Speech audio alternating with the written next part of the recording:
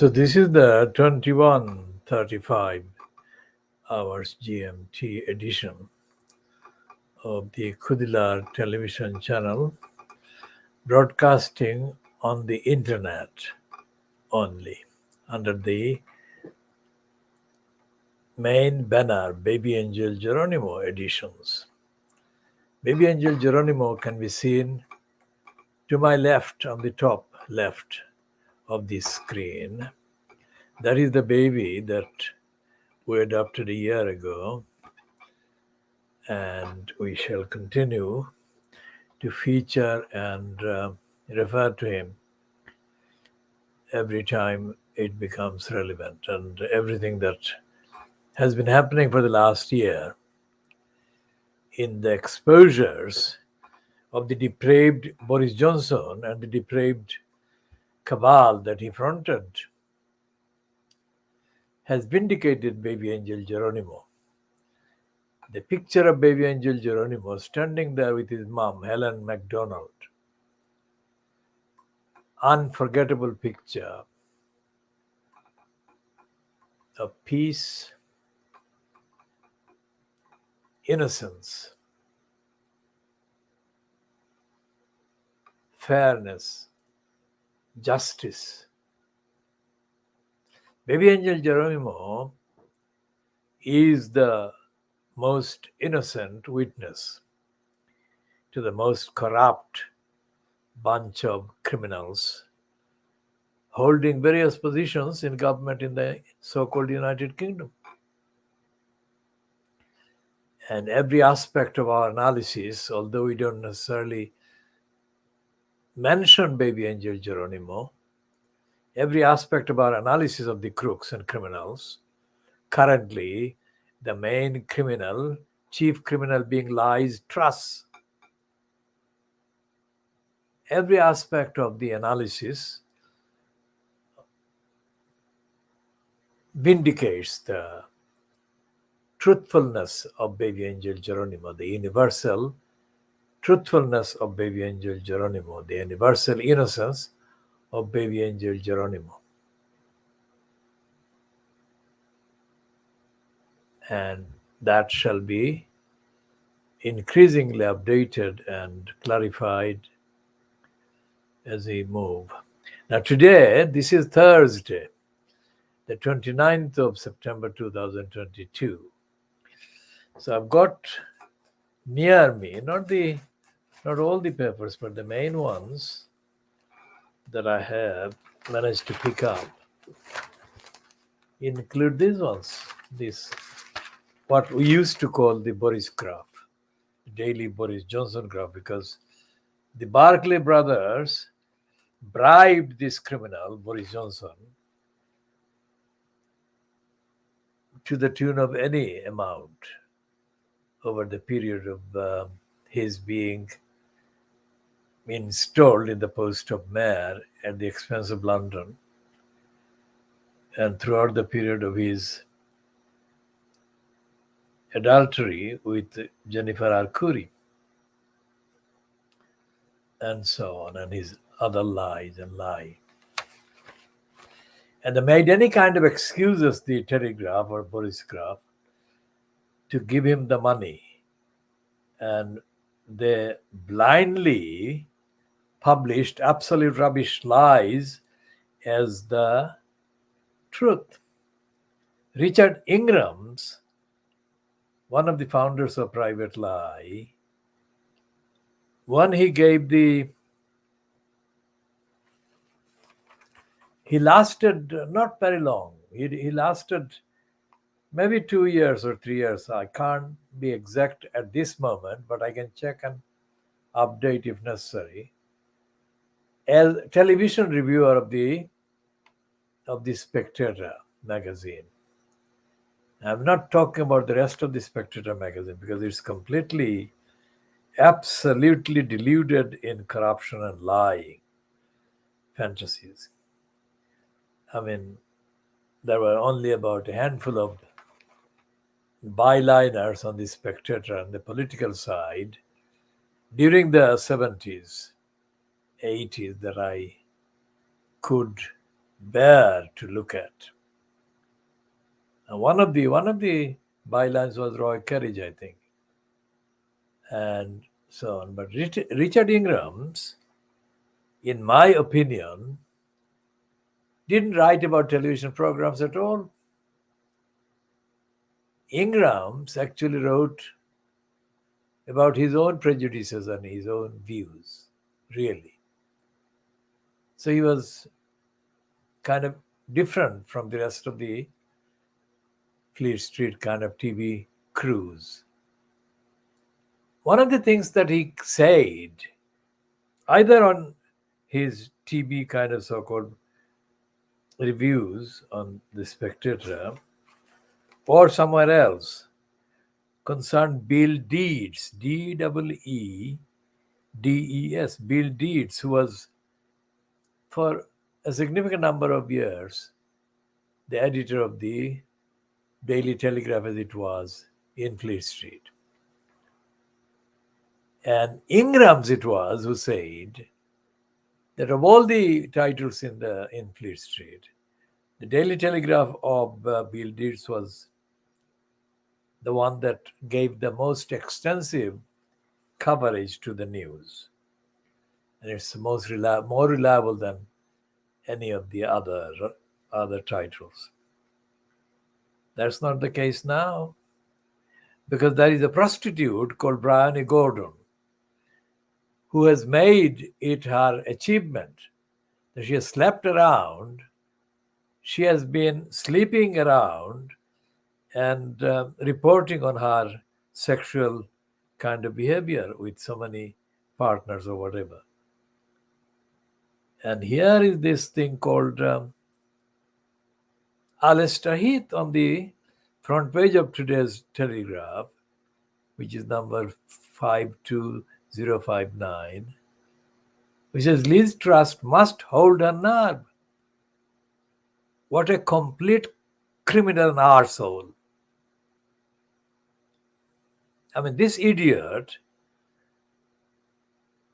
used to be in the post of editor of the City title and is now being given money for becoming another right-wing kind of moron. Now, we have, of course, no shortage of right-wing morons in Fleet Street because it's essentially a right-wing kind of platform. The Italian election result has been celebrated in the Sun today, Thursday, the 29th of September 2022, in a column given by Dirty Digger Murdoch to Rod Liddell. Now, on the left-hand side is a picture of Rupa Haque, H-U-Q, not to be confused with the spelling of H-A-Q-U-E, which is my spelling of the name. Now, Rupa Haque is, of course, in the news, has been in the news for the last 72 hours, I think, which proves my observations early on, long before she became able to get to the House of Commons as an MP. This is one of the kind of degenerate offshoots of ethnicity-linked politics. Because Rupa Haque, if she were a white woman and had the kind of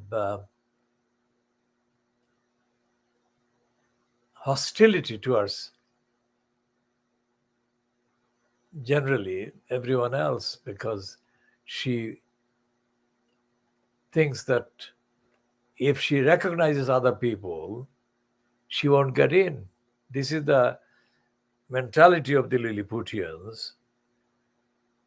Now, I think that Rupa Haque kind of descended into the East End of London and located herself in the so-called University of East London, which I was an elected representative on the Students' Union of 40 years ago, more than 40 years ago. And she wanted to identify herself as being located in the East End of London. It's a parasitical strategic move that she made. She parasited herself just on the neighborhood of the Bangladeshis, not quite in Tower Hamlets, but in Newham. And she never, so far that I can actually access anything that she has spewed or uttered or commented on or has been reported as having commented on. She has no identity affinity with the Bangladeshi community. Generally, I don't include the Bangladeshi linked, ethnicity linked criminals operating the various outlets, including the criminals at Channel Slave, also known as Channel S, or the corrupt fraudster Luthuraman. I say ordinary people who have had no political or other opportunistic maneuvering intentions, but have been present as ordinary people and whose presence has been abused and exploited by all these criminals and crooks. Now, I'm talking about those ordinary people and people that I've been defending physically for more than 50 years and actually intellectually for more than 60 years. Now, 60 years because of the difference between the number of years that I have been here and the number of years that I have been actively defending the community before I've been physically here. So there is a gap of 10 years between those two. Now, Rupa Haque is a parasite. She has got very good reason for being a parasite as well. Although she cannot hide or deny the fact that her parents were Bangladeshi, that obviously is a difficulty for her and her other sister, not the architect one, but the younger one, who is 3 years younger than her, Connie Haque. Connie Haque is an embarrassment because there is no kind of other word for it. So for Rupa Haque to say about Kwasi Kwarteng that he was an superficial black man. For Rupa Haque to say that really takes the biscuit, because her sister Connie has been brazenly, shamelessly superficial as whatever, either as a Bengali or Bangladeshi or as an Asian. I don't think either of these two sisters identify themselves as really Muslims. I'm not accusing their mother of having influenced them, but I am saying that they have not come across as being Muslim in any sense. So I know people in the Bangladeshi community who have commented on Rupa Haque before, but their comments I don't agree with, but I note their comments. One of the comments that I have heard from other Bangladeshis, I haven't used that, but I've heard this one saying that she's a mad one. I think the reason why they call her mad because she's unlike the very poisonous Roshanara Ali. This one is not really poisonous, this Rupa Hawke. She actually goes out and grabs whatever she can and makes a point. And this is what she has intended to do, I think, with the words that she has been saying about Kwarteng. The mistake she has made exposes her being a politically unfit person to actually appear in the political scene in the context of the parliament in Britain. Because that shows that she has actually taken her eyes off the real ball, because Kwarteng is, of course, artificial, no doubt about that. And I agree with Rupa Hawke more than 1,000%. The point is that her remark was wrongly ill-timed and totally diverted the attention from the real superficiality of this LieZ Truss extension. It appears that Kwarteng has been on the quiet, kind of serving too many white women in their political kind of arrangements. The other one that had been reported about is, of course, the racist Amber Rudd, with whom he had sexual relationships. Now, we don't know about Liz Truss and Kwarteng having any sexual relationships. But given the record of Liz Truss having defied her marriage and her husband and slept with the married Mark Field, who used to be MP for cities of Westminster and London, it is quite possible, when they are talking in the Fleet Street papers this week, that they are very close, they have been very close pals, it is quite possible that they have had sexual relationships as well. They may have, or they may not have. But the point is that these two have made the biggest economic outrage, in the context of capitalism and market capitalism, etc., that can be found in the history of any government that I can access in the UK, so-called. How dare this criminal LieZ Truss say that she'll carry on despite the disaster? How dare she? Because she cannot carry on. She cannot be there. It is not a matter of opinion. It's a matter of people losing big time, losing money. And when people are losing money big time on a scale that is now beginning to appear, is happening, there will be no trace of LieZ Truss or Kwarteng.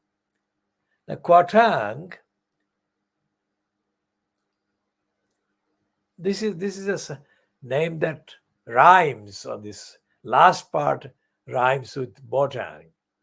And that is the reason, because both Botang and Kwarteng, and we can do a research and we can find there must be a meaning common to both tangs. They come from Ghana or Ghanaian background, although the Fleet Street idiots have been referring to Kwarteng having been born in East London. In the east of London, not East London or East End of London, because he has been He was born in Waltham Forest, which is not quite East London. It's northeast London. Now, when Rupa Haque says that he went to the public schools or whatever, and then he went to Eton, and then when he speaks on the Today program, you can't tell that he's a black man. That is outrageous. David Lammy, who has slammed Rupa Haque over her comments about Kwarteng, was a mechanical, robotic echo of Botang. Anyone who wants to know can play the recordings of the first 6-7 years of David Lammy Slamy appearing as a public figure.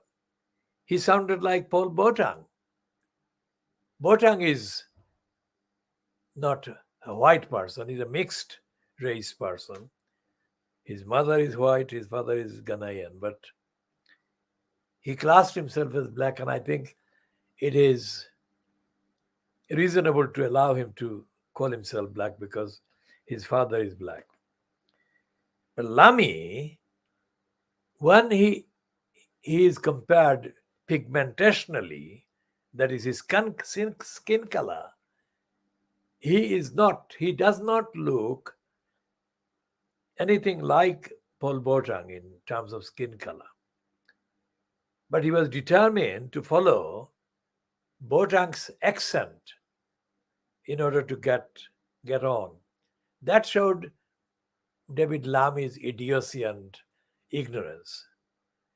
And here, in this case, Rupa Haque is also being idiotic because she went to Cambridge University. Now, it's one of the two that are sold as the achievement, the marks of British higher intellect and all the rubbish.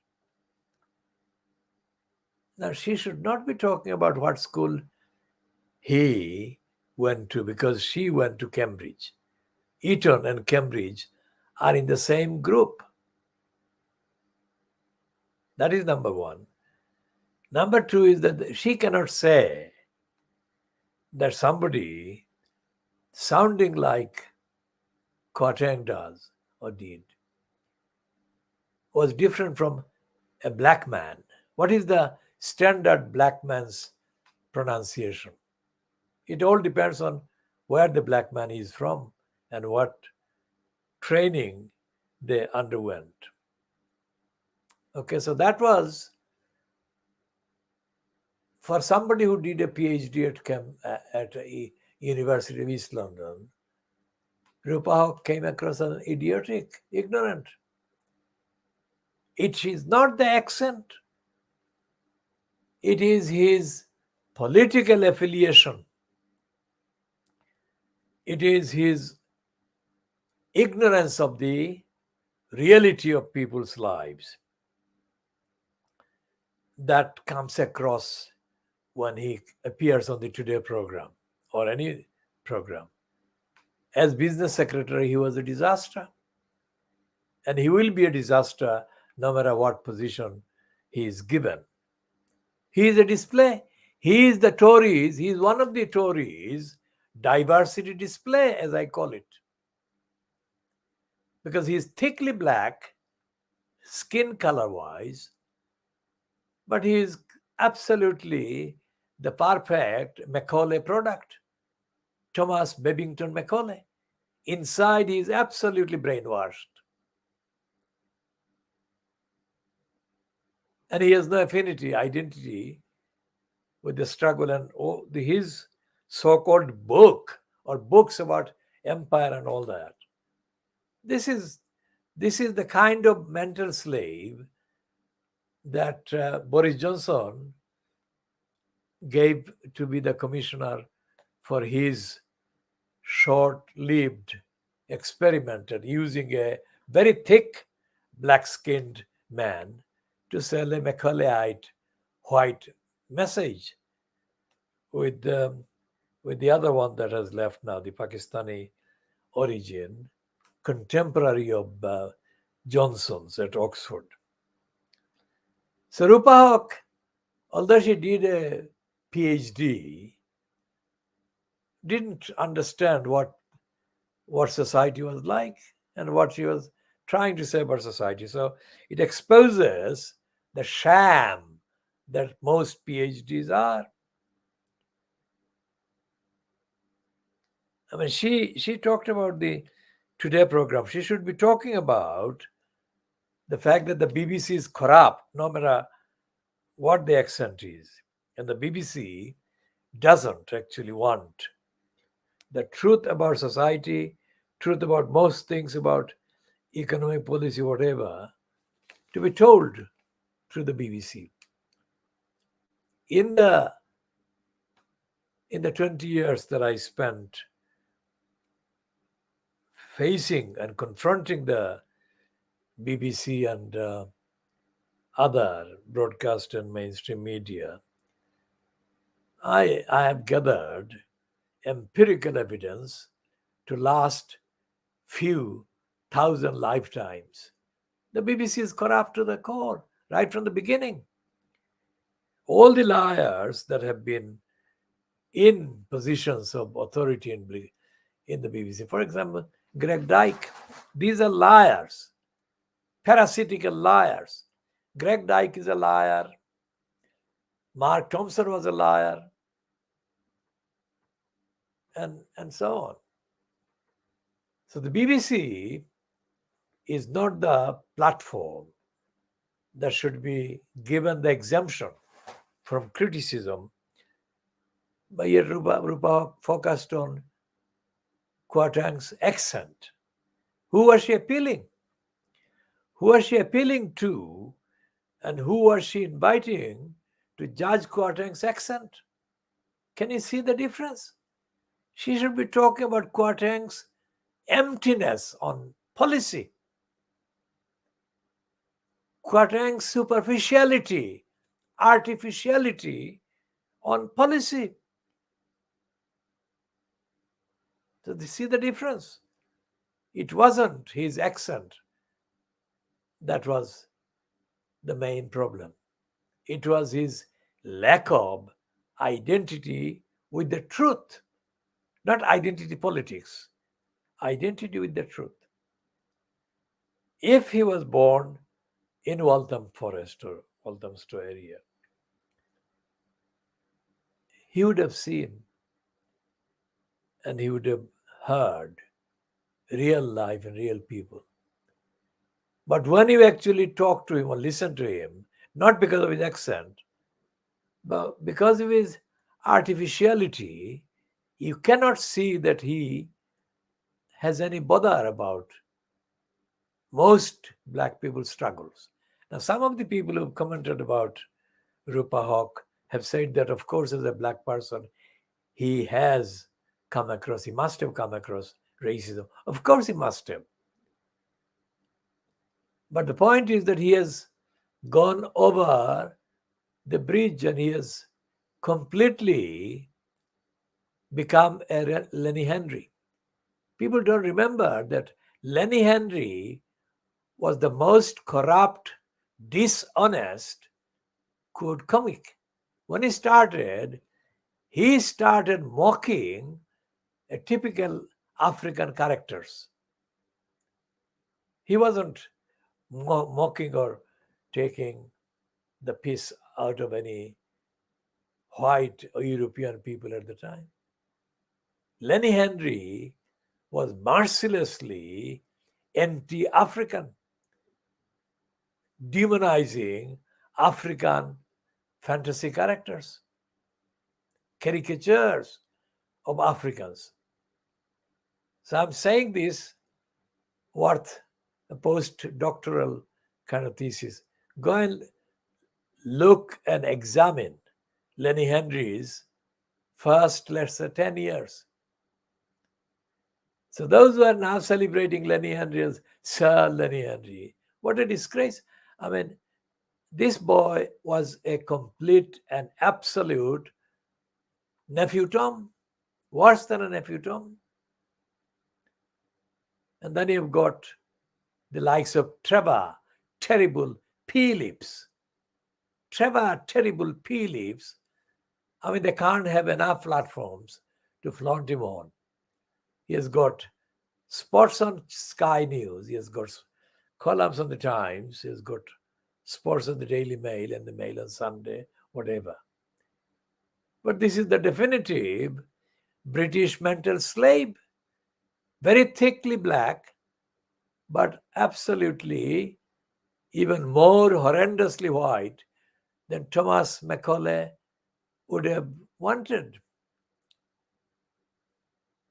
So it's not Kotang only, it's Botang, terrible pea leaves, and dozens of other mental slaves that have been disgracing both the ethnicity that they appear to be from and also the ordinary people that they claim to belong to and claim to care about. So Rupa Haque has not behaved as a responsible, mature, intelligent commentator. She has behaved as somebody that is very lightweight.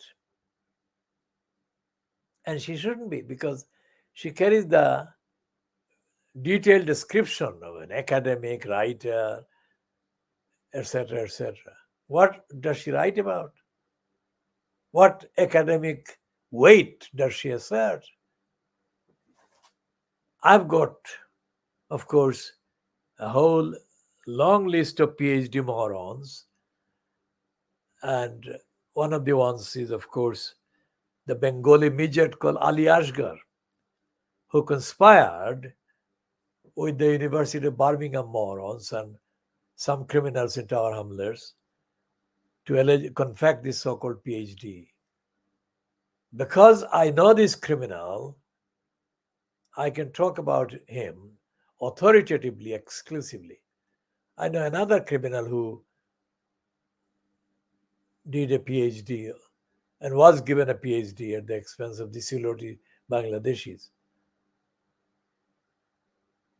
And I can talk about him authoritatively, exclusively, evidentially, that will take 100 PhDs to even begin to understand the complexity of, the meaning of, and the significance of the impact of. So if Rupa Haque was a genuine student of knowledge, evidence, facts, then she would never have made that comment about Kotang appearing in the BBC and his accent not sounding like a black man. In my observation of Kotang, since I spotted him in public platforms, Kotang is a complete, absolute mental slave. He's a nephew Tom. He's another Lenny Henry in the making. And Kotang has got where he aspired to be, just like Rishi Sunak. I mean, Rishi Sunak, in the last days of the Brexit referendum, run up to the Brexit referendum, or referendum on the UK's future in the European Union, was all over the place. Everywhere he was appearing on the BBC television and other television platforms. That's where I saw him. And Sunak came across, despite his accent or whatever, because Sunak too was born in England, although he's of Indian origin, of course. Sunak was as shallow and as dishonest about his intentions in backing Johnson and the other Brexiteers. Everything that those who oppose Brexit have said, and everything I have said about international treaties and the impact of international treaties, which is what I'm interested in about Brexit, about the European Union. It is the international treaties that have begun to make the British, very backward, ignorant country, Britain, begin to realize concepts and values that were not in it, if you like, in its conventions. The fact that Brenda has been now overly celebrated as having been the monarch for 70 years. The Little Englanders are justified. They're entitled to do whatever worshipping they want to do. But on every major issue, Brenda was a disastrous irrelevance, if not a secret colluder with the wrongdoing side of the argument. Then, how corrupt of the British media, the racist media, not the ordinary British public, but the racists who control and kind of profit from the media. They overhype some of Brenda's so-called personal, warm and close relationships with some the black African leaders. That is a lie. What did she do while Mandela was in the prison? Well, Mandela, of course, was being completely brainwashed himself, as his wife, the first wife, main wife, said. But even publicly, when Thatcher was calling Mandela a terrorist, what did Brenda say? She didn't say she didn't say that Thatcher was wrong, or she didn't say Mandela was a genuine freedom fighter, or whatever they're now saying about him. Mandela's speech, Mandela's speech that they played forever on the BBC, he gave on the Trafalgar Square, where the South Africa House is. Well, what does it say about empire? What does it say about the massacres that the imperialists committed? What does it say about the robbery and looting of the resources from the colonized countries? Nothing. No wonder they simply love him. They love him as a clown, but they come across as if they really respect him. They didn't love Colin Winter. Colin Winter was a white man, and he was the bishop of Namibia, who was put out of the country by the apartheid regime. Now, Colin Winter openly spoke at the Westminster Central Hall, and he said he was ashamed.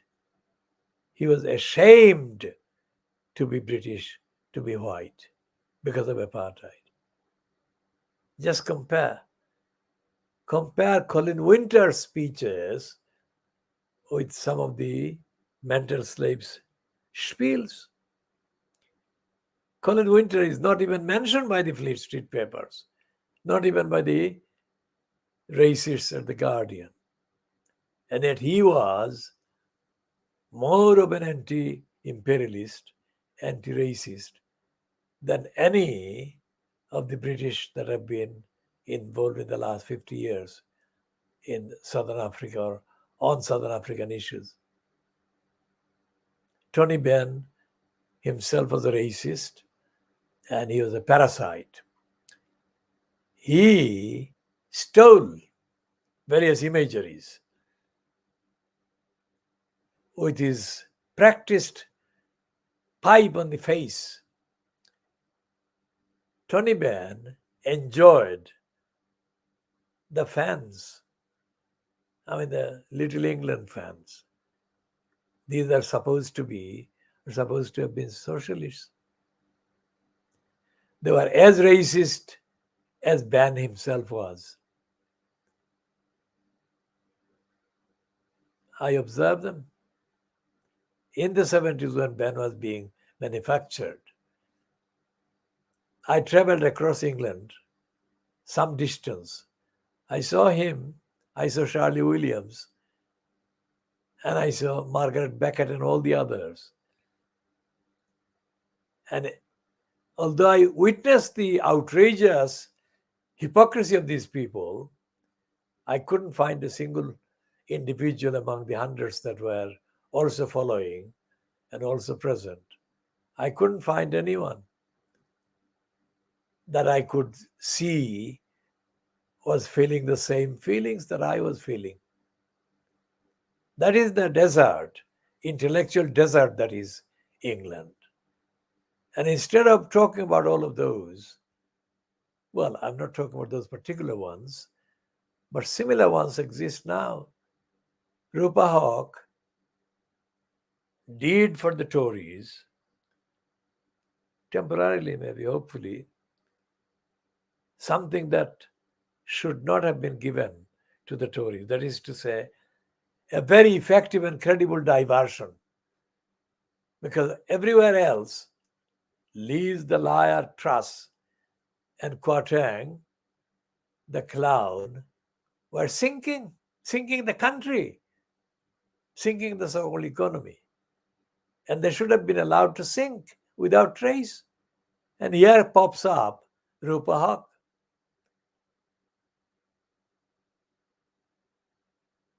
With her stupid, absolutely ignorant and idiotic imagery about his being superficially black.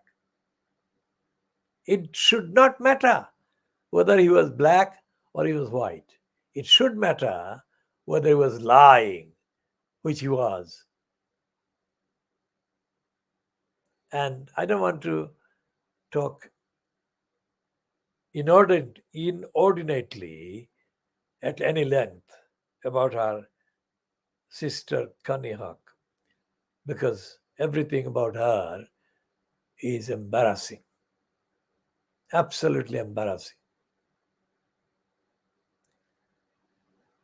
Now, I come across a piece in the Bengali language thing called the Jonamoth, I think of June 2016. And the Jonamoth has got a piece that refers to the racist Guardian. They don't call the Guardian racist. I'm calling it.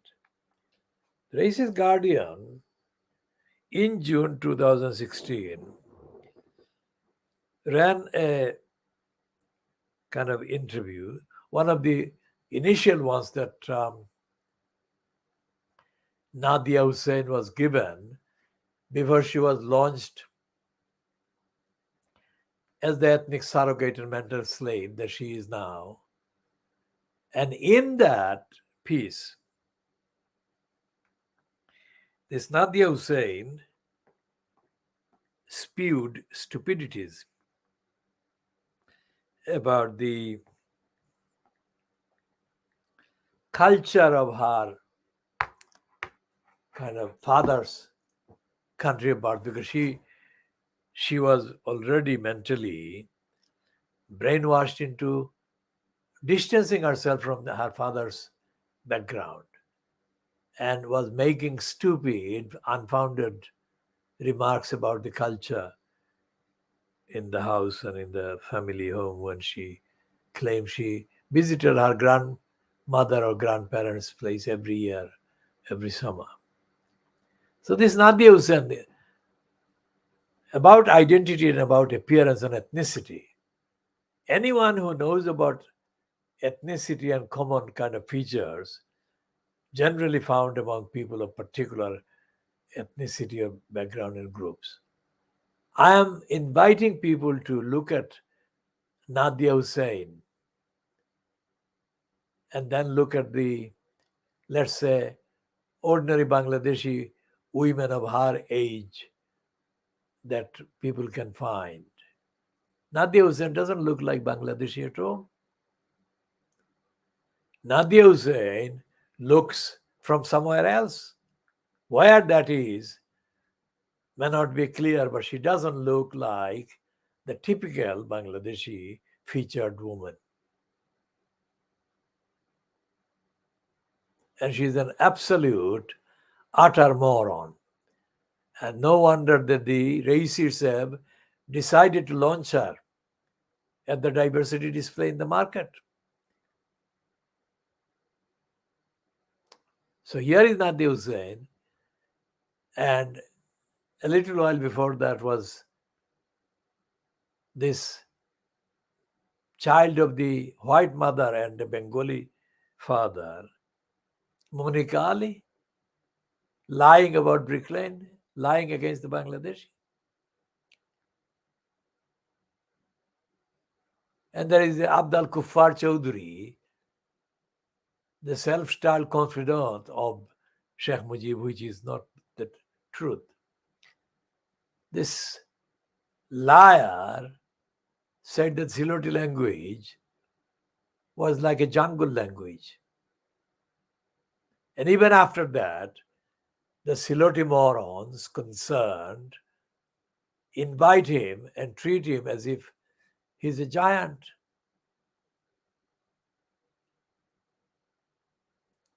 And then the corrupt mayor, Lutfur Rahman, corruptly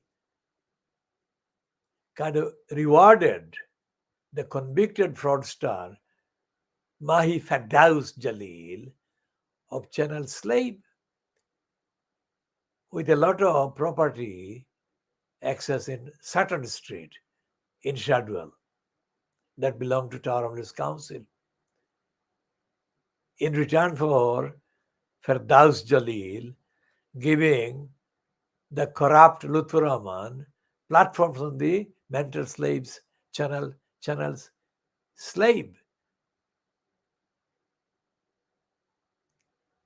This Jalil was chairing a thing called the Reality with Mahi, where the racist Peter Golds appeared, and Peter Golds condemned those Bangladeshis campaigning for the retention of the name of the Tower Hamlets Council ward as Spitalfields and Bangla Town.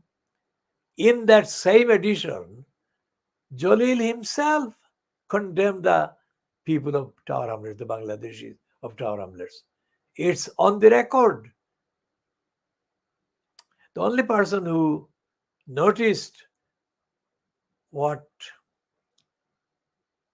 Peter Golds was saying, but didn't actually succeed in making a comprehensive point, which I have made immediately afterwards and I've been making since, was a Bangladeshi man from Shadwell called Sundar Mia. Now, Sundar Mia did object to Peter Gold's racist comment about the kangaroos, comparing the Bangladeshis with the kangaroos. But nobody else present did that. And instead of echoing Sundar Mia and demanding an apology from Peter Goldson and withdrawal of his remark,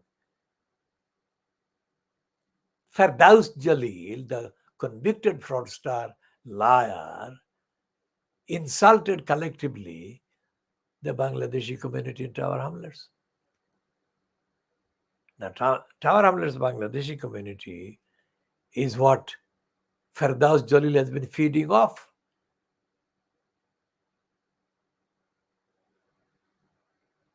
He was forced to leave a platform in a public arena after the First Solution criminals were exposed as having robbed the ordinary Bangladeshi migrants money from their Operation First Solution that was headquartered at the East London Mosque. Can you imagine? East London Mosque is involved in that, is involved in the grooming of the first Bangladeshi girl who went to Syria. What is the East London Mosque cover for? It's a cover for a lot of very, very anti-Islamic, anti-Muslim, anti-social activities.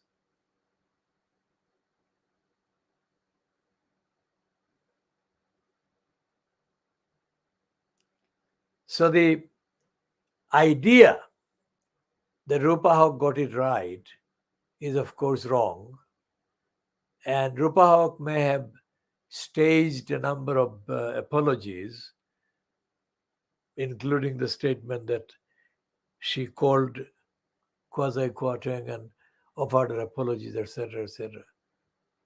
The damage has been done because she has distracted the whole attention from being focused on Kwarteng's disaster and Liz Truss's disaster, and given excuses for the likes of the racist Rod Liddell, who unfavorably compares her, well, on the same column. Let me just find Thursday's Murdoch scum. The Murdoch scum, this camera is not properly positioned, so I'm not going to put it before the camera. I'm just going to read the thing, and it will be as effective.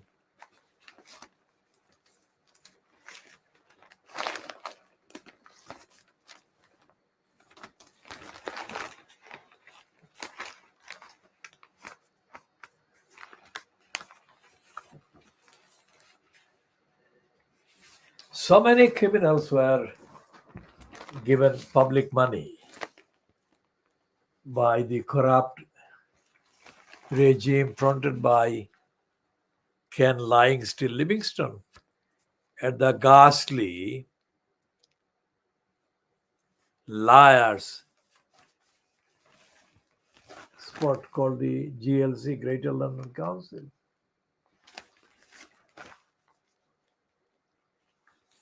So many liars were given platforms, and millions of public money were given away to promote the image of Ken Lying Still Livingstone. And as I've said, it fell on me over a period of,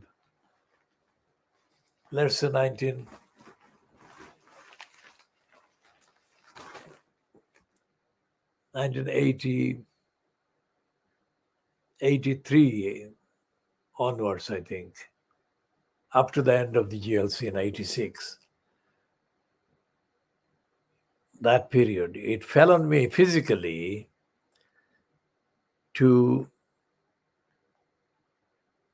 force, physically, that is constitutionally, legally, not physically like with an armed intervention, but physically, constitutionally, verbally, I made interventions, thus forcing the cancellation of anything between 200 to 300 of Ken Lying Still Livingstone's promotional events staged at the county hall. And Livingstone, in return, did his worst to find any excuse to make me criminally liable for anything. He couldn't, because I'm not a criminal. I was not born a criminal. I'll not be a criminal ever. I come from a descent. I come from a descent from a saint. And that's what I do. Saintly innocent and outraged against criminals and liars, churs, badmash, beimans.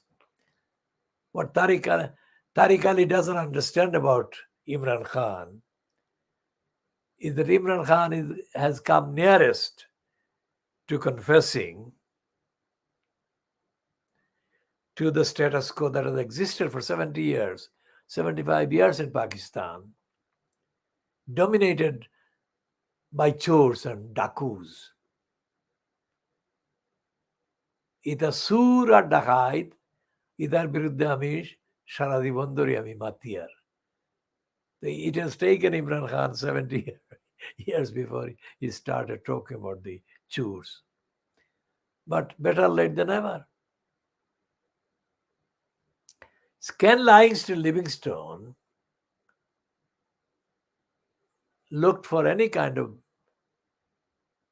excuse to find ethnicity-linked praisers in Tower Hamlets. Ethnicity-linked praisers among the Black African Asian population, so that they could praise him and he could reach his ambition. So he paid from public GLC money. He paid all these potential praisers. I'm looking for Rod Little in this scum. Let's see. I find it's full of. Yes, here it is. Rod Little is writing on Thursday's scum. Rod Little has written on the left column, MP Haque is just yuck. And on the right column is a right result Italy. This fascist woman is being praised by Lidl, who is condemning Rupa Haque for her comment against Kwarteng.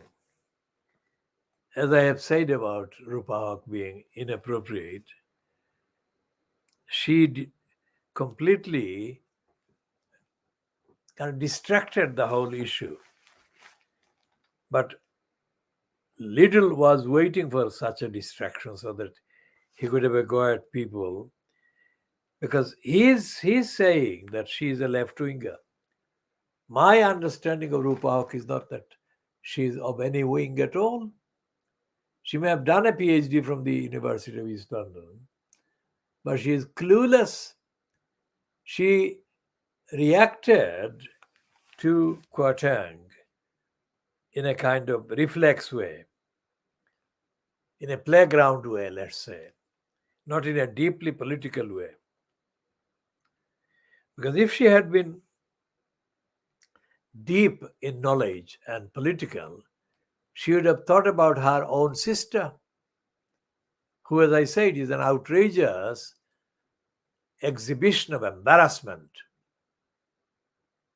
I mean, there are some women like her who flaunt. It's one thing to have personal relationship with people of any background, any ethnicity, sexual links with any person of any background. That is one thing. To flaunt it is outrageous, is the outrage. So she has done that with the serial white, quote, lovers,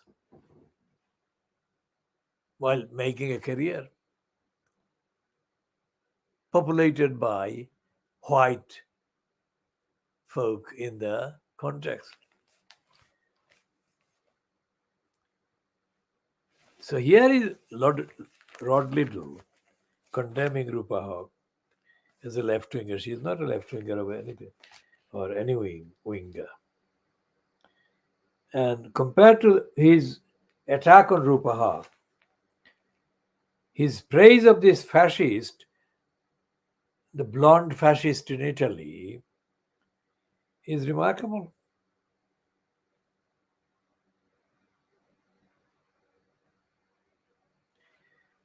And he has, of course,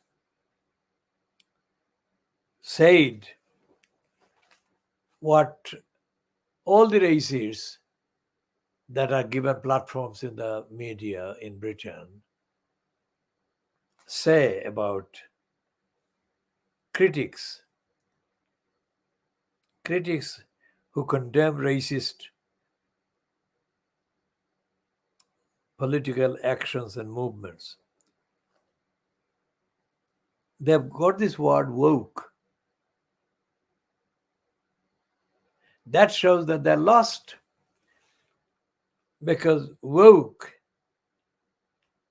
the way they apply it suggests that everyone who opposes racism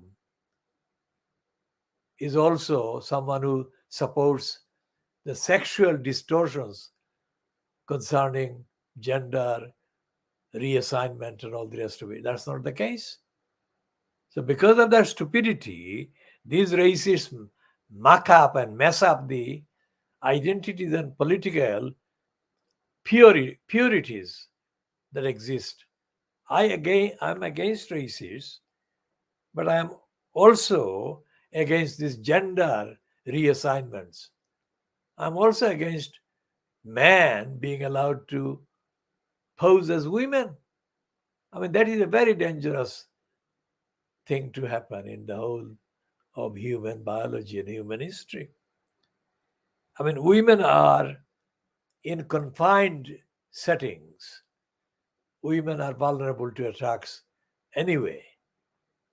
And to allow known and identified men access to that kind of arenas or spaces under the pretext that these men have decided to call themselves women, that is not going to work.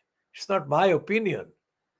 Sheer physics and sheer material differences will make sure that this doesn't happen.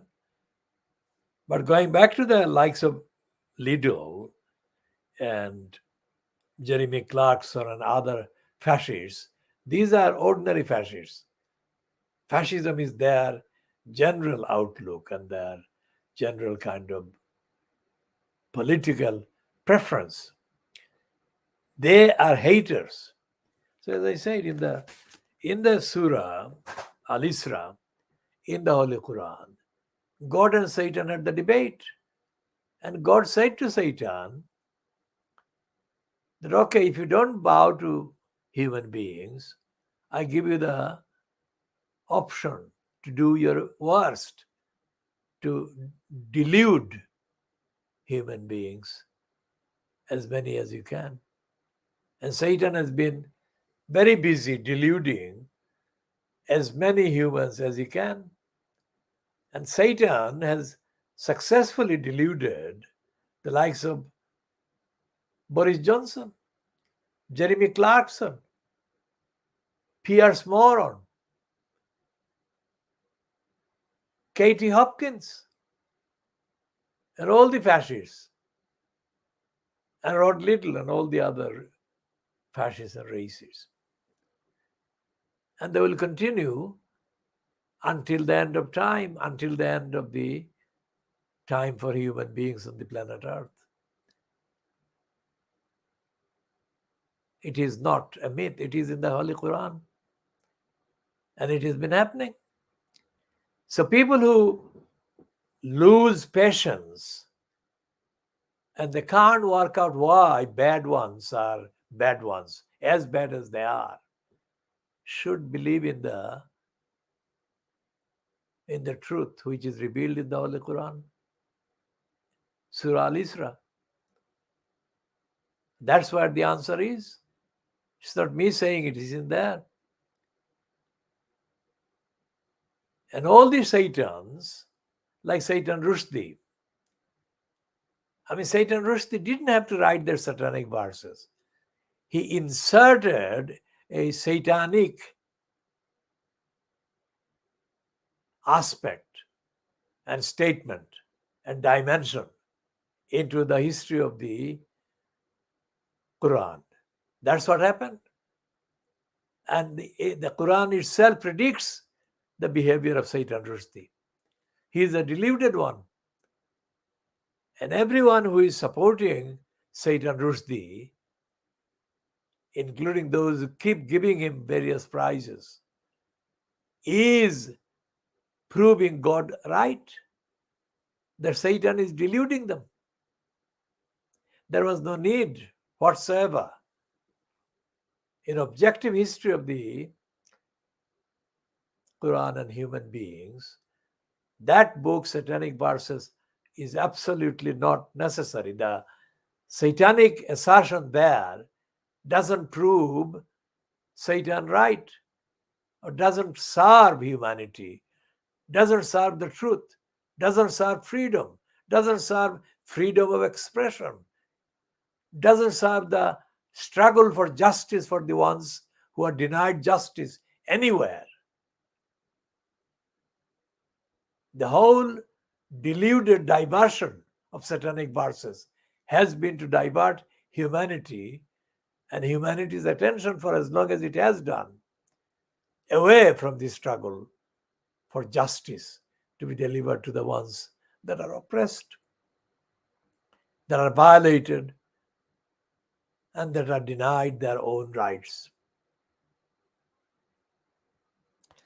So Rupa Haque has done Satan's work. She may not have intended, but she has done the work of Satan in a way that has given Satan's real followers the excuse to attack her as a left-winger and say that what she has said about Kotang is what the left-wingers say. That is absolute rubbish conflation and complete rubbish confusion. Because she was not talking about the left wing or socialists at all. She was being reflex Rupa, making a point because she wanted to get the attention of this thing that was chairing that so-called fringe meeting. This thing, the Indian one that was chairing that event, who has now joined Starmer and Sadiq Khan and others, condemning Rupa Haque for making that remark. Look at this. It's Sadiq Khan saying that Rupa Haque made a racist remark. Rupa Haque has not made a racist remark. She has made an ignorant remark. Because the points that can be made and should have been made about Kotang was that he was a mental slave.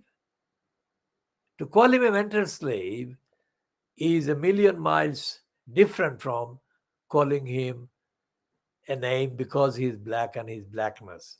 That's not what she was doing. She was saying that he was not being a genuine black person. So she was essentially identifying with the collective majority identity of the black population.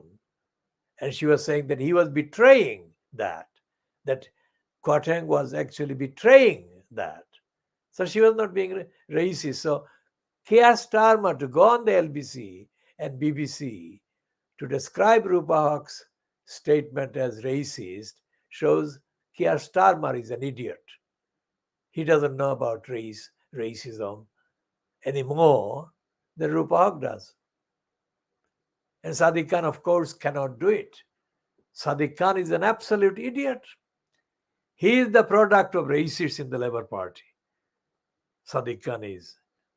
And he's just doing the routine that he would have done, even if it was somebody else, not Rupa Haque herself.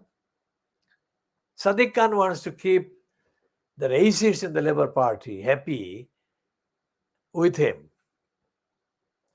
so that they can depend on him as another diversity display, and they can keep being racist and keeping the Labour Party in the thrall of racism and racists.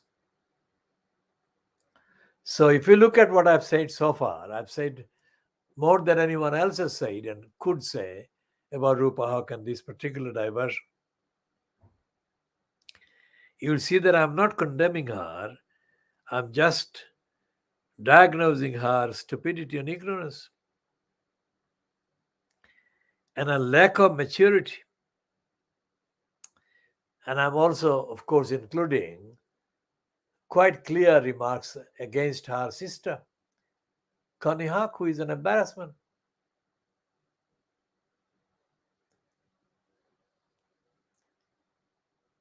I mean, Connie Haque went out of her way to sexually link with white men and ignore Asian men or Bangladeshi men. I don't know what her circle was. She, of course, wasn't in the right circle.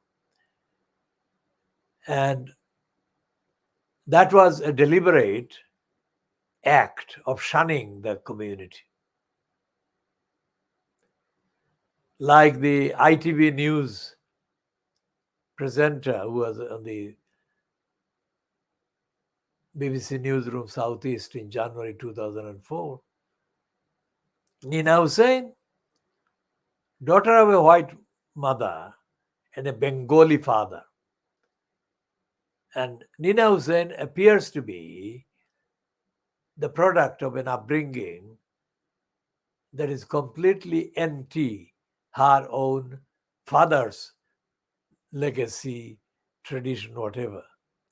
So Nina Hussain is a mixed up, absolute mess of identity and self-loathing.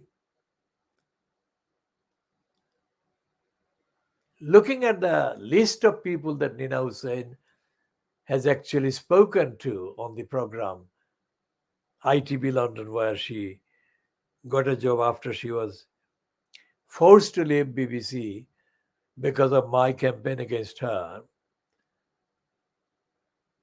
you can find that she has hardly spoken for 15 years or so with anyone, any Asian person, or let alone any Bangladeshi. Her guests have been mainly pop characters, and a significant number of those have been of African origin. Whether they've been white or the African origin, they have not been Asian, and that is because she hates herself. That is evident in the actual way she her body language kind of shows that she is physically making every possible move in order to make herself physically kind of attracted to those guests. That is in addition to the fact that she has shunned, avoided, ignored, obstructed participation or appearance by members of the public from the Asian community, which is where she is from, because Nina Hussain, despite the fact that her mother is white, Nina Hussain is the giveaway name as an Asian, formally Muslim. She is not at all Muslim in her kind of outlook and frames of references, but the name is, the nomenclature is Muslim. Just like Nadia Hussain, nomenclature is Muslim, but otherwise Nadia Hussain is very hostile to her own father's culture, her own parents' culture. So there is a clear material, physical kind of buying, mental slavery going on. Although they say that slavery is something they condemn, this society, they don't. They are updating their enslaving methods and enslaving kind of techniques. And these are some of the mental slaves that I have observed and I have examined, I have demonstrated with evidence. The longest lasting one in the context of the UK is, of course, Trevor Terrible Phillips. In 1976, I confronted Phillips, the mental slave, at the University of Sheffield. And at a public meeting, not a big meeting, but public meeting of campaigners, I exposed him with 4 questions, and he couldn't answer any of the 4 questions. And one of my fellow campaign organizers asked me immediately after, "How did you do this?" I said, "Well, he's a mental slave, and it's not a very difficult. It's not difficult at all. His evidence, his whole record is everything he says, everything he does is corrupt and dishonest." While he was at the London Weekend Television, he abused quite a number of black, that is physically black, African girls, and the white ones as well. But these ones, he groomed them under the cover of the fact that they were taking part in the programs. If he denies this, I challenge this mental slave, terrible P-lips, to sue me in defamation. You complete mental slave shit. When he got Darker's Dirty How to invite me as the main guest as the pilot program, Devil's Advocate, he gave a briefing, which I read.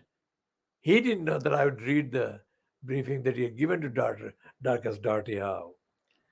He told Darker's Dirty How about me, because they knew that I was the main political campaigner active anywhere, as could be seen on the daily news programs for months. So they wanted to capitalize on that and make a name for themselves. And they wanted me there. But Dirty How was not briefed enough. And P-Leaves didn't have the morality or the courage to come himself and face me and talk to me. He stayed away and he hid behind Darker's Dirty How. And as I said before, they invited a group of mental slaves from Tower Hamlets on the assumption that these criminals would be able to beat me in the debate. And one of the conspirators was Freak Dondi. Now, Freak Dondi was the liar that was appointed as Channel 4 television's commissioning editor, multi-ethnic commissioning editor. Little does Freak Dondi know that he owed that job to me, because I had got rid of the first one that Channel 4 had appointed. And she had been forced to seek employment in the USA. But Freak Dondi was as corrupt, well, he is still corrupt as he was and the others. The Freak Dondi didn't come, but he took part in the plot with Dirty How, because Dirty How and Freak Dondi had claimed that they had helped the housing campaign with the Bangladeshis in Tower Hamlets. No way. What they were doing was a squatting thing, which was not significant whatsoever. And they did that to hijack the local community campaigners. And they did that with a racist called Terry Fitzpatrick.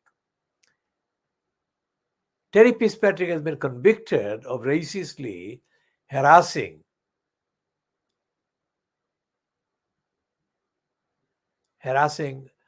several black campaigners.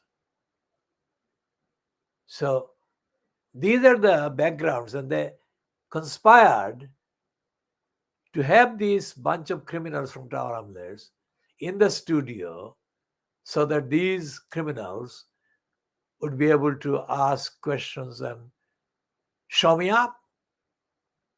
There was nothing that they could do, because everything I do in the campaigns is rock solid. So idiotically, Usman Ghani stood up and made a series of idiotic remarks. And I said on that program, he's a crook, he's a liar, and a thief.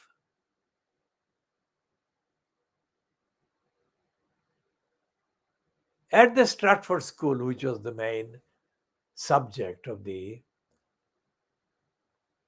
campaign that I was doing, the Stratford School didn't have any children from Usman Ghani's family. So he lied there for a start. Now, one of my relations back in Silot owned a company for which Osman Ghani was an employee. And a man who is now deceased now in Brick Lane, called Tayyib Rahman, had told me that Osman Ghani was given a job as an illegal immigrant when he arrived here in the UK in a restaurant in East Ham called the Sharifa restaurant.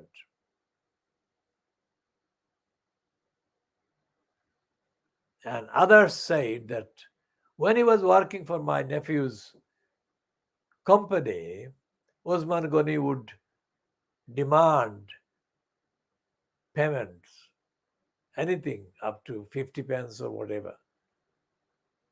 It's a clearing business that my nephew ran, and Osman Ghani worked with the clearing company. And there are allegations about Osman Ghani doing other little acts of thefts. All of these things were known to me. So when he stood up and he said that I had done damage to his son's education, there was no fact because his son wasn't there. And in any case, I could not have done any damage to his son's education, even if his son were a student, because my campaign physically stayed away from the school itself. What we did was to confront the political barriers that were being put in the way of governors taking part in the governing of the school. Nothing to do with the children.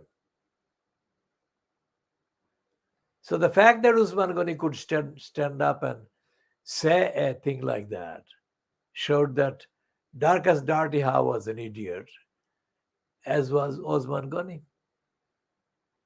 Because what Osman Ghani said wasn't true. And in any case, the racist head teacher Anne Snelling had to be stopped from blocking the participation of parent governors that were from the Asian background. But that's what she was doing, because there was a cabal of her and churchmen and a few others who didn't want the governors of the background, Asian background, to have a say.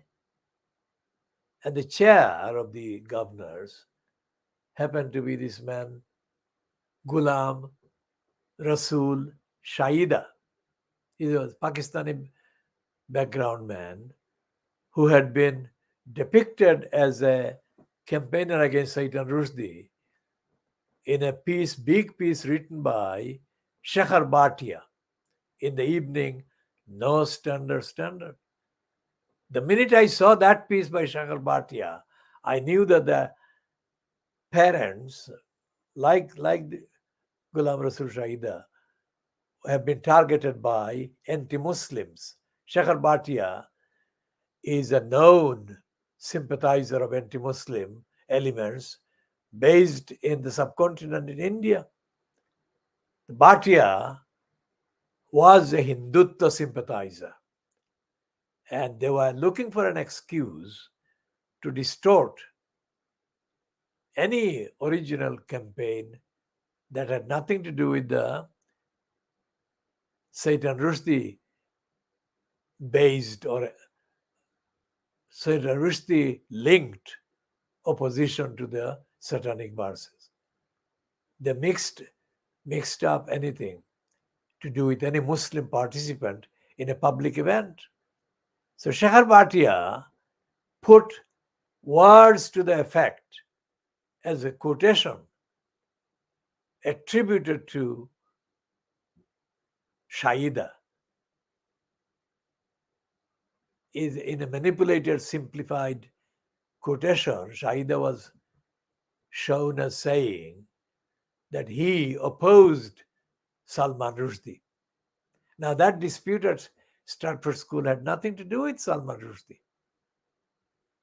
So when I read that, I had no option but to intervene. Until then, I didn't. But as the chair or the secretary of the London Collective of Black Governors at the time, I intervened. And from that moment, that issue of Stratford School and the campaign against Anne Snelling and the racists took on a different momentum and speed. And it went on for months, which is absolutely historic. Because none of the criminals could prove a single factor about my involvement, showing that it was contrary to the law, contrary to the rights, and contrary to the interests of anybody. That is the magic of the constitutional way that I do politics and campaigning. I've always done that. The campaign had to come to an end because Shaida was getting completely exhausted. The demands on him and his energy were too much. So Anne Snelling was apparently a winner, which is a complete fantasy. It wasn't. She didn't win. Because what that campaign did was to destroy Anne Snelling's career and to bring an end to that school as a grant-maintained school, which is another story. And Usman Ghani and another midget from the Bangladeshi community saw a piece in The Guardian. I mentioned this. Byline to Sarah Bosley. Sarah Bosley is a racist Guardian employee, has been there with the Guardian forever. Now, she spoke to me on the telephone.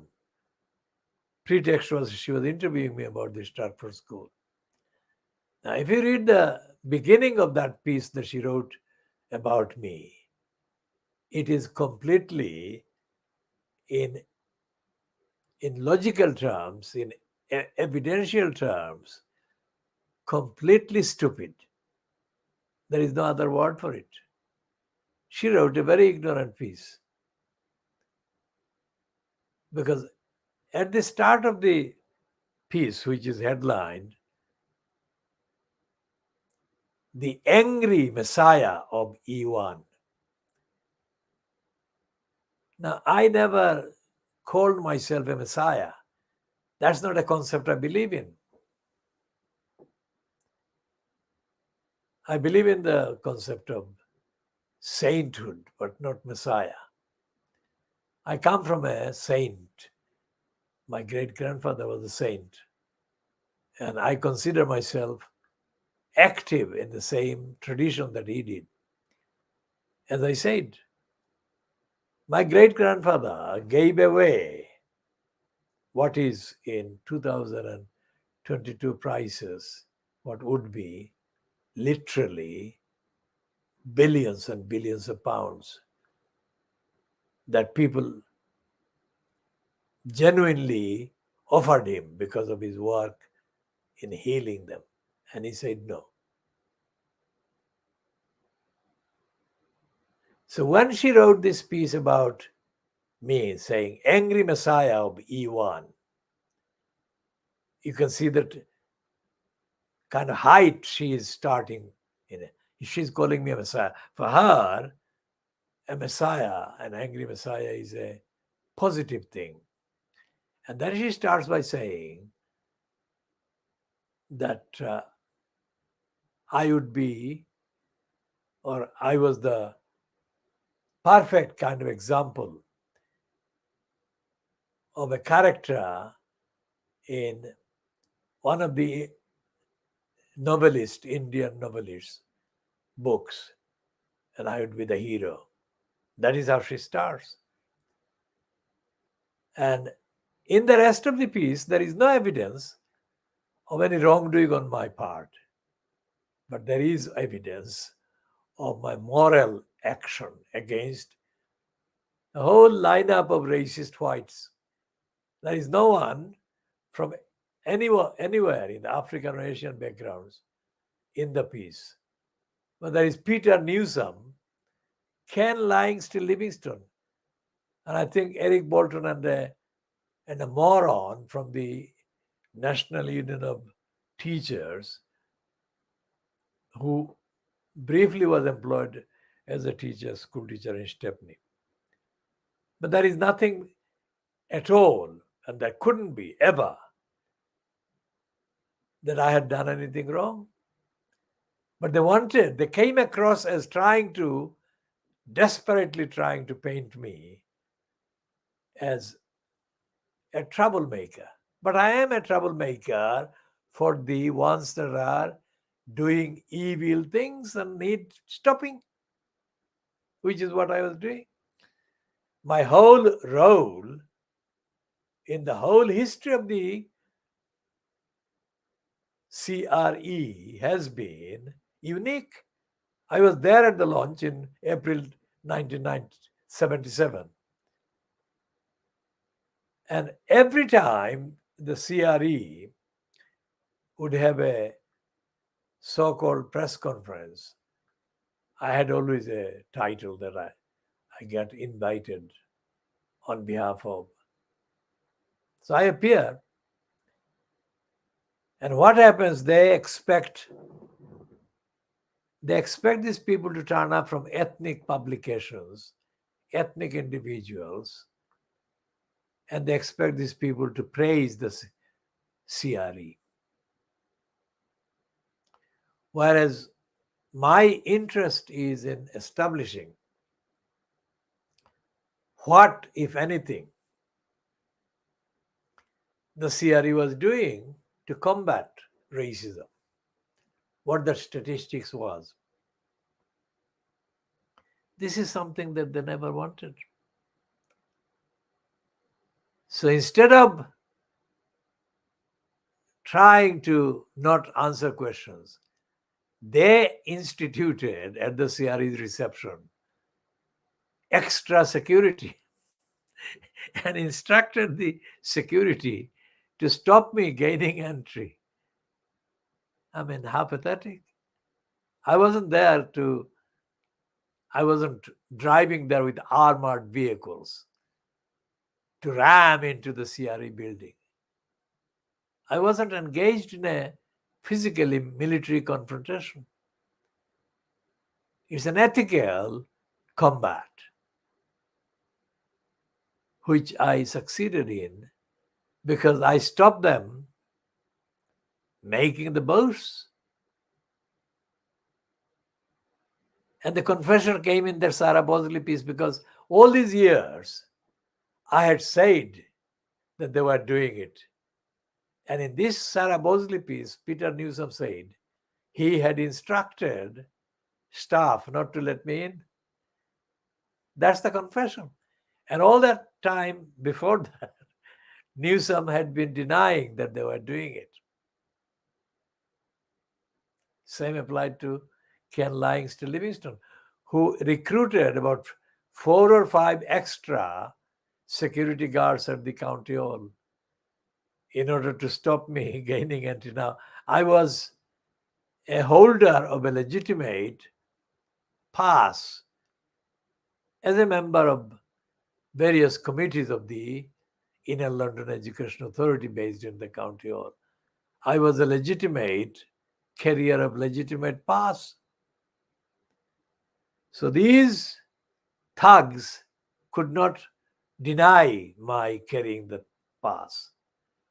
So they would try and find a pretext to have an argument with me or something, and then say I was shouting at them or something.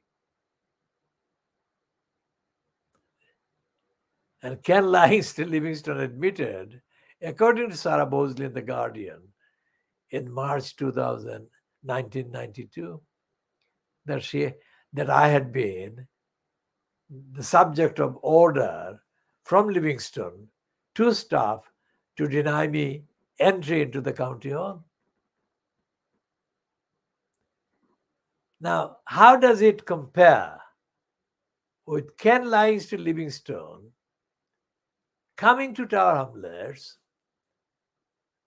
and appearing along with George Galloway and Keith Sleaze Vaz to endorse the about to be launched corrupt mayor career of Lutfur Rahman?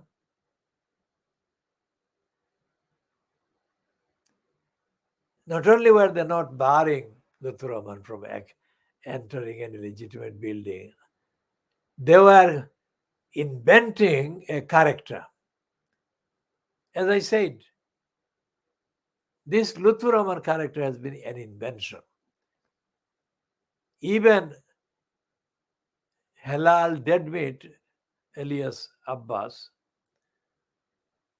told the Labour Party's National Executive Committee in 2010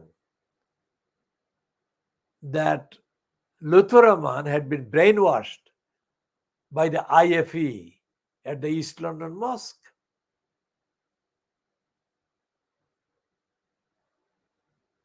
Now, there is no record of Lutfur Rahman denying that.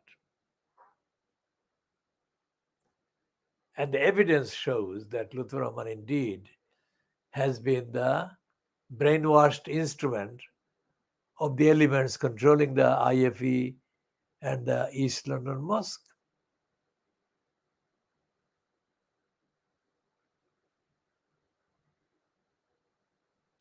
When the first solution,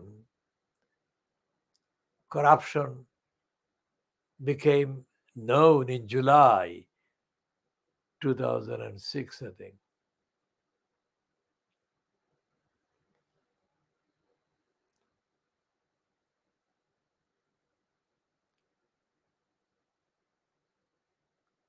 this Channel S was still kind of associated with the prominent platform grabbed for himself by Jalil. And there was a cultural event took place near the Tower of London. It's a Bangladeshi cultural event with a Bangladeshi singer or a group of singers invited, and people had to buy tickets to go there. So people went there with tickets, etc., etc. And unknown to the people who went to the event, the organizer had actually invited Firdaus Jalil to appear on the platform. And as he appeared, this organizer put the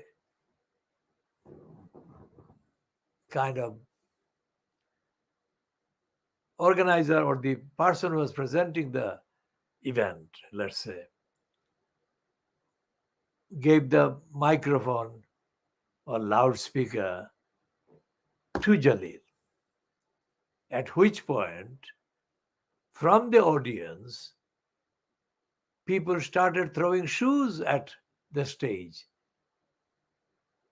and calling Jalil to get off. Sur, sur, sur, sur, sur, sur. Now, this was happening in 2006. Thief, thief, thief. And in 2022, all the way in Pakistan, chor, chor, chor. Imran Khan is saying about Nawaz Sharif and Asif Ali Zardari that they are thieves. Now, in 2006, Mahi Firdaus Jalil was called a thief. Chur, chur, chur. And shoes were being thrown in his direction.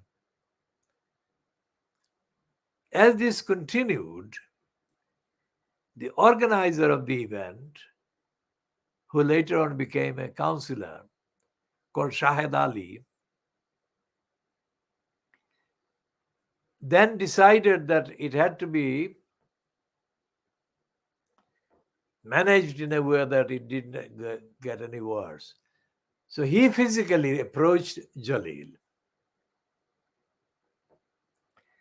and into his ears, he was filmed talking into Jalil's ears. And within few seconds, Jalil agreed to walk away from the stage. But the recording remains. Sur, sur, sur.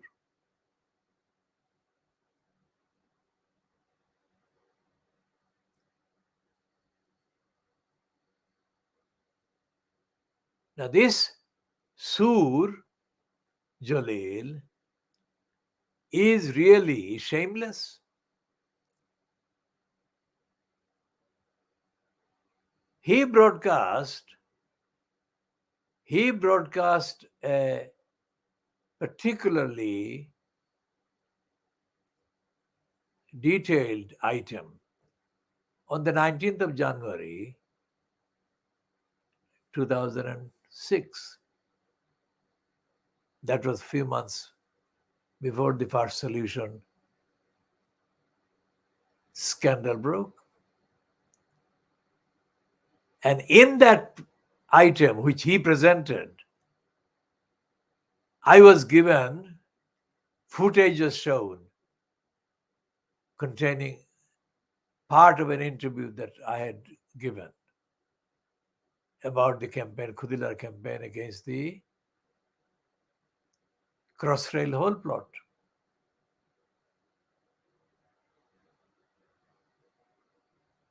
That was not the only item. The demonstration that we held, I think on the 17th of January, that is 2 days before that, in the Hanbury Street against Crossrail, that was shown as well because I was speaking there. But the reason why they showed that,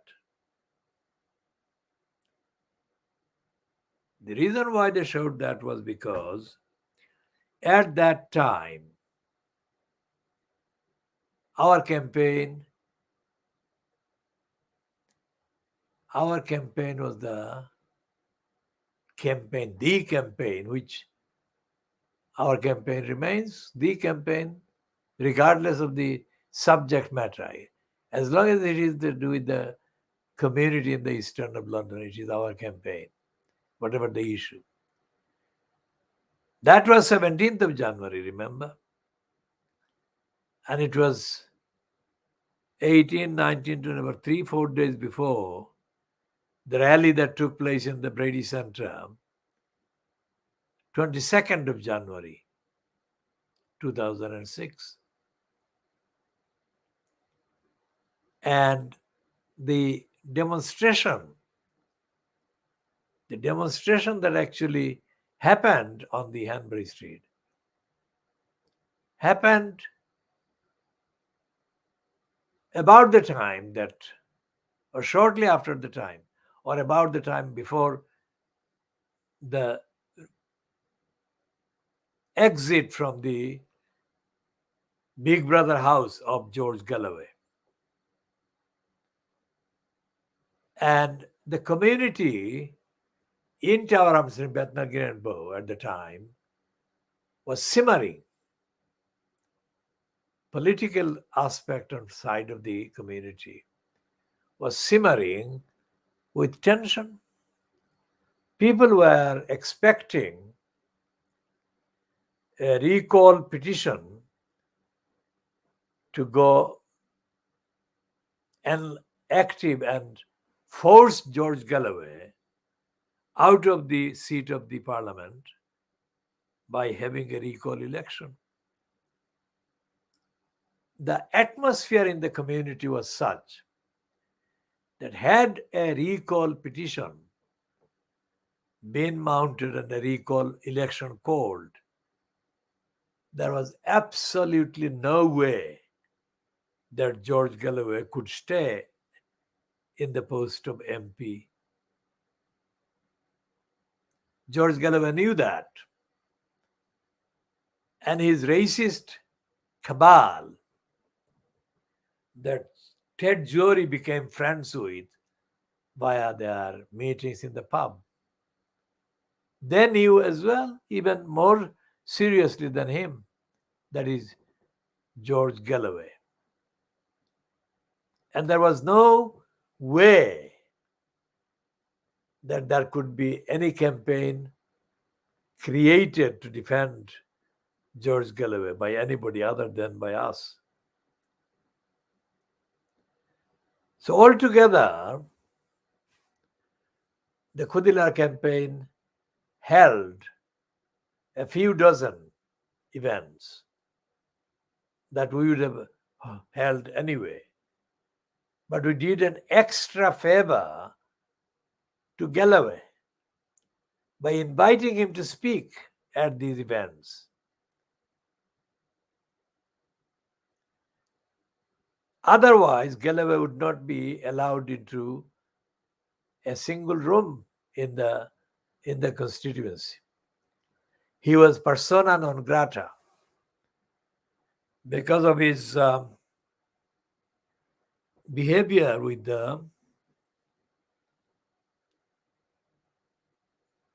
in the Big Brother house, insulting the feline community by pretending to be a cat and pretending to be licking milk from the lap of the actress Rula Lenska. He became worse than a laughing stock. And so therefore it was just a matter of time before Galloway would have been ousted before the end of February 2006. It was at that stage that I decided to mount a campaign against Tony Blair, because the campaign at that time against George Galloway was being led by Tony Blair, who had sent some of the nasties in the constituency. So it was only the KhoodeelaarTV campaign that forced these nasties to run away. So George Galloway remained MP for another 4 years because of us. Because of us. And it shows that in the period since George Galloway ceased to be an MP in Bethnal Green and Borough for Bethnal Green and Borough, he has not made any constitutional, political, social comment about the constituency, about the people, about the quality of service that the people need generally from various institutions and agencies. The only place that he has appeared at, and the only people whose interests that George Galloway has echoed, backed, have been the nameless elements at the East London Mosque, controlling and brainwashing Lutfur Rahman and making bogus claims about the victimization of Lutfur Rahman by Eric Pickles. That whole line was a lie, because Lutfur Rahman was not victimized. He misrepresented the whole community. He lied about the community, lied to the community, and he's still lying.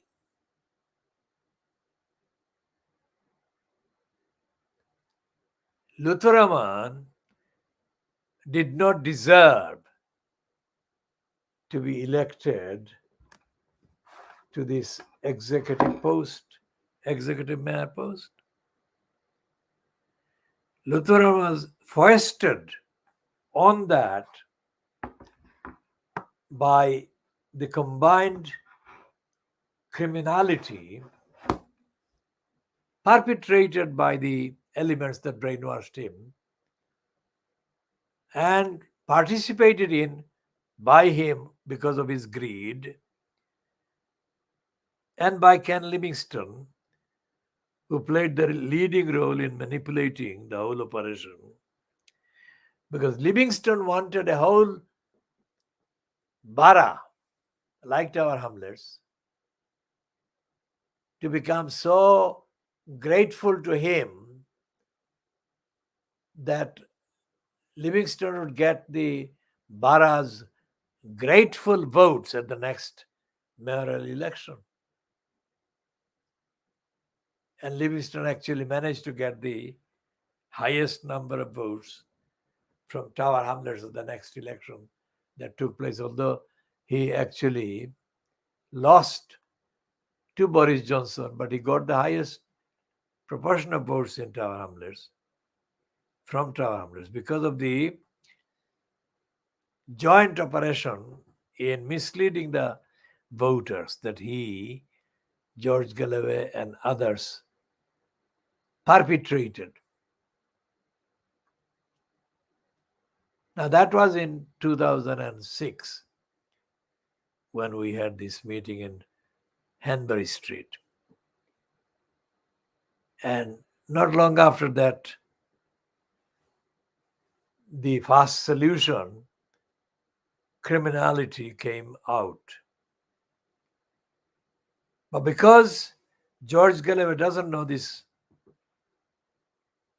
community, when it came to understanding the issues, Galloway simply collapsed. So he made attempts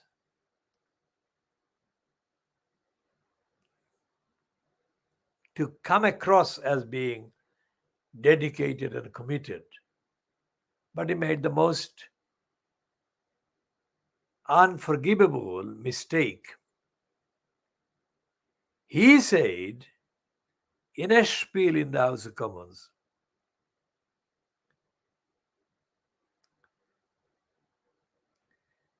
that the first solution, crooks and thieves, should be dealt with by the UK banking authority or government.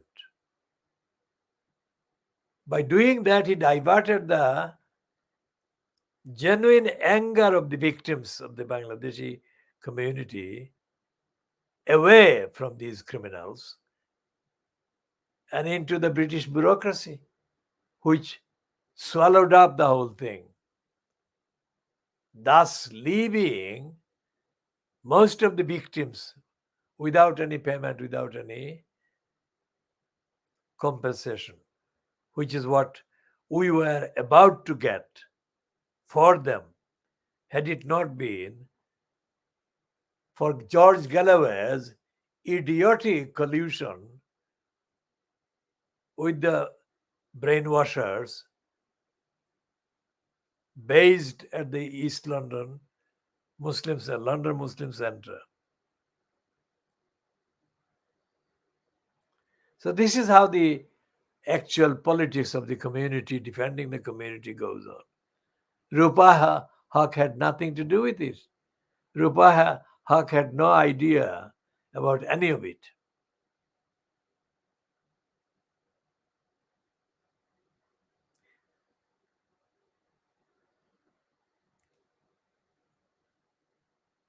So we shall continue with the other kind of topics. For example, in the Telegraph of Thursday, the Telegraph of Thursday, the 29th of September, there is a piece. Let me just find the piece in the Telegraph.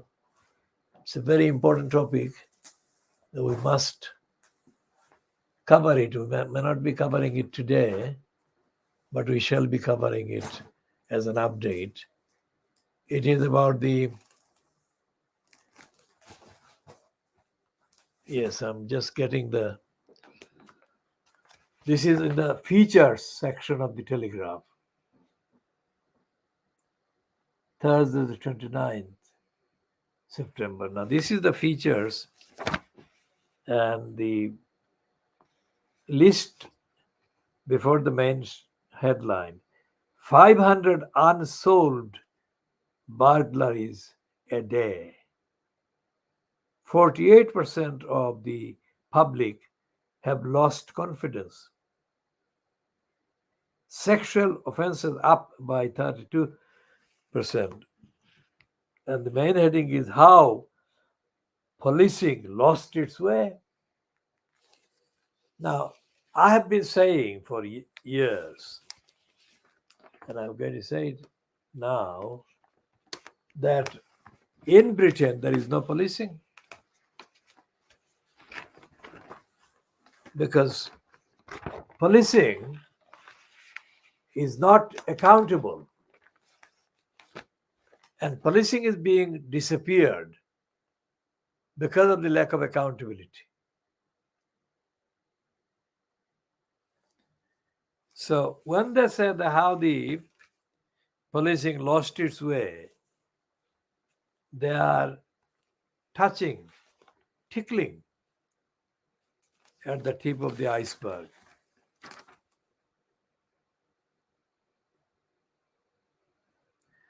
And there is this quotation from somebody saying, when people stop calling the police, crime will run amok.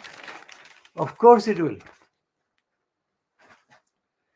Now, our movement, our campaign, has been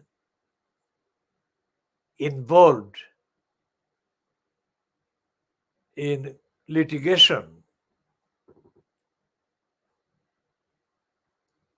in the High Court over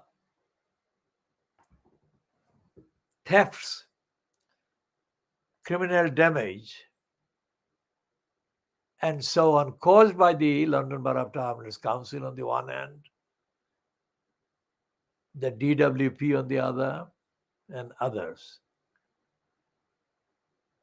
And the volume of materials affected by the crimes caused by or colluded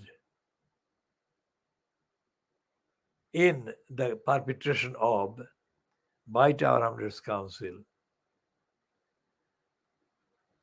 would exceed several billions.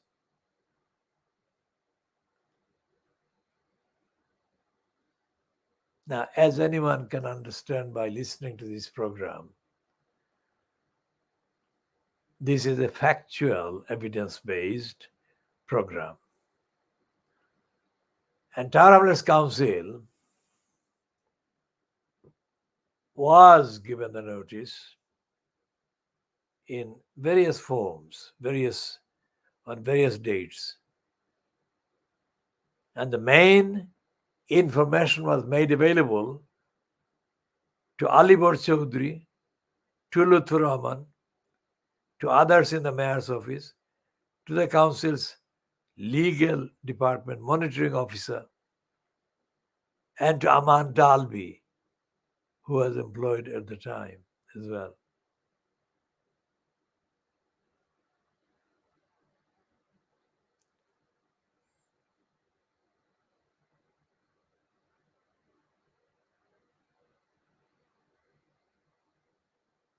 So we shall be updating on all of these items that we have introduced and touched on. And we shall be talking about other issues like the HS2 that Andrew Pierce referred to in his comment about the cuts, where cuts should be justifiably made, when he appeared along with Kevin McGuire on the press preview shown on 28th of September 2022. But neither Anna Botting nor Kevin McGuire followed up what Andrew Pierce said about HS2.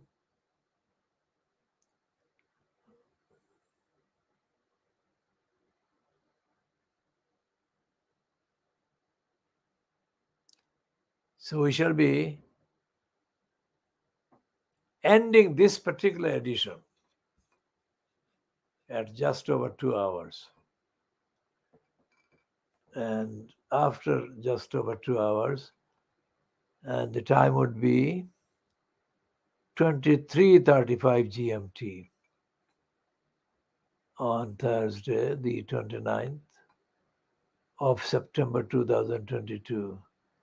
The British Standard Time is, of course, midnight 36 on Friday, the 30th of September 2022.